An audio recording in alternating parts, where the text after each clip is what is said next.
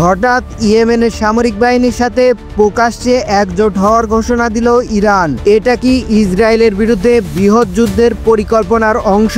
কারণ ইরানের সর্বোচ্চ প্রতিরক্ষা বাহিনী IRGC জানিয়েছে, ইহুদিবাদীর বিরুদ্ধে লড়াই চালিয়ে যেতে ইয়েমেনের সশস্ত্র বাহিনীর সাথে কৌশলগত সম্পর্ক বৃদ্ধির প্রস্তুতি নিয়েছে তেহরান। দুই শক্তিশালী জোটকে মোকাবেলা করতে পারবে তো ইসরায়েল?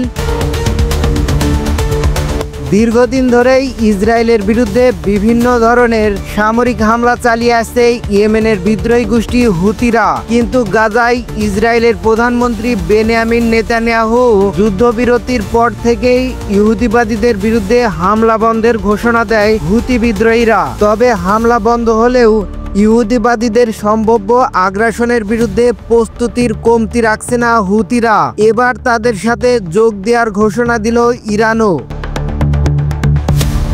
নেতানিয়াহু বাহিনীকে মোকাবেলা প্রসঙ্গে ইরানের IRGCর জ্যেষ্ঠ commander major general Mohammad Bakpur বলেছেন, পশ্চিমা শক্তি এবং ইসরায়েলকে মোকাবেলায় ইয়েমেনের সামরিক বাহিনীর সাথে কৌশলগত সহযোগিতা বৃদ্ধি করবে ইরান। 20 অক্টোবর এক প্রতিবেদনে বিষয়টি নিশ্চিত করেছে মধ্যপ্রাচ্য ভিত্তিক সংবাদ মাধ্যম তাসনিম নিউজ এজেন্সি।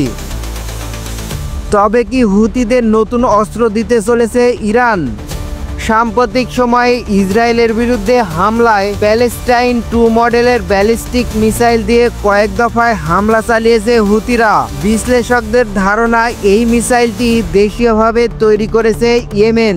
যদিও ইসরায়েল ও যুক্তরাষ্ট্র সহ পশ্চিমাদের দাবি, ইয়েমেনের অর্থ ও অস্ত্র দিয়ে সহায়তা করছে ইরানের সরকার।